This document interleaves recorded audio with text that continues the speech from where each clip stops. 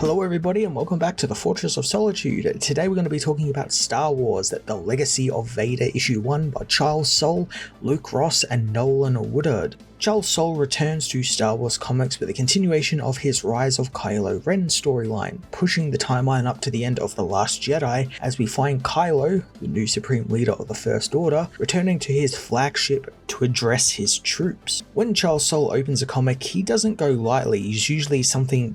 quite big, kind of like set the tone for the book and for the issue. And here is no difference, as Kylo addresses his troops by literally showing them the corpse of Supreme Leader Snoke, using the Force to levitate the cut-in-half corpse across the hangar as he blames the Resistance for Snoke's death, and assures them as their new leader, he will crush them and bring the First Order to glory. I like the little bit here where he kind of casts away Snoke, and he doesn't just throw him into the floor, he pushes him out of the hangar and into deep space. So there's a Snoke corpse floating out there in space somewhere in the Star Wars universe now, and kind of fits in nicely with this whole get rid of the past thing that Kylo has going on right now. This is the sort of stuff we should have seen at the beginning of Rise of Skywalker, an unhinged Kylo ruling with an iron fist, but no, they got scared of where Rian Johnson left these characters thanks to online weirdos, spent 2 hours undoing everything he set up with these characters to just backtrack it all into something that J.J. Abrams came up with on the fly. Soule uses what Ryan set up really well here, as we get to see Kylo is racked with visions and memories of Luke and Rey and his parents and Chewbacca, things all he wants to obliterate from his mind so he can move on and become powerful and become what he thinks he needs to be, the grandson of Vader and the next Sith Lord in line for the throne. The memories prove to be too powerful for the man, and he lashes out with his saber, conflicted about what he is feeling. To try and curb these feelings, he decides to have General Hux fill him in on the state of the First Order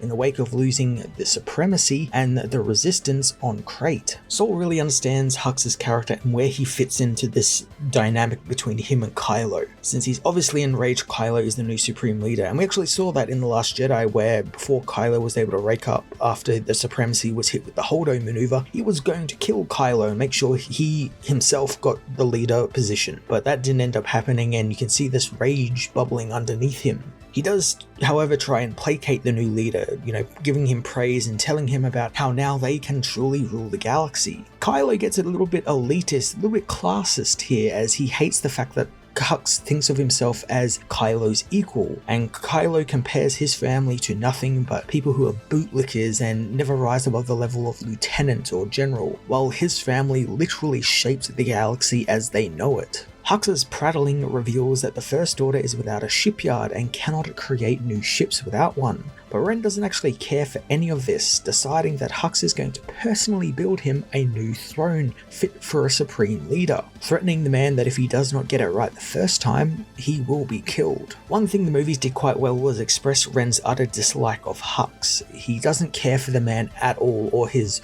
posturing and bootlicking, and Soule portrays that really well here, reducing him to nothing more than doing nothing tasks for the Supreme Leader, which of course angers Hux greatly, and I guess this is them setting up his betrayal of Kylo we see in The Rise of Skywalker. And this isn't Soule's fault at all, but it feels like we're kind of doing everything backwards, since we know how that story ends, and that was a nothing story in Rise of Skywalker because it had no build up and was played as like a twist, even though it really wasn't a twist at all. Soule is trying to kind of bolt these things together to try and make them have a little bit more weight in The Rise of Skywalker. Kylo goes to his quarters to consult the charred helmet of Darth Vader, wanting to know how he did everything while surrounded by weaklings. His anger builds when he knows that he's not Vader or Luke or his parents or anything like that, and he wants to know why the past still haunts him despite him actively trying to kill it off. At least he believes he has killed it off, but then he realizes he's still holding on to one thing: Vader, and he decides to kill the memory of that too, and thus the book's main plot point is underway. Kylo travels to Mustafar, where he heads to the Fortress Vader, which is being guarded by the local Mustafarians. Kylo easily kills his way through the locals, proving himself to someone unseen in the fortress that he's no normal grave robber, however he might be a dark prince. Artist Luke Ross really excels in this book when it comes to the action, and there's not very much of it, it's just this one sequence here, but it's fast paced, it flows really nicely, nicely across the pages, and it really captures Kylo's unfettered anger really well, as well as his ability to just like kind of barrel through everything he does. Everything has to be done right now. Everything is kind of like, those hyperactive kids.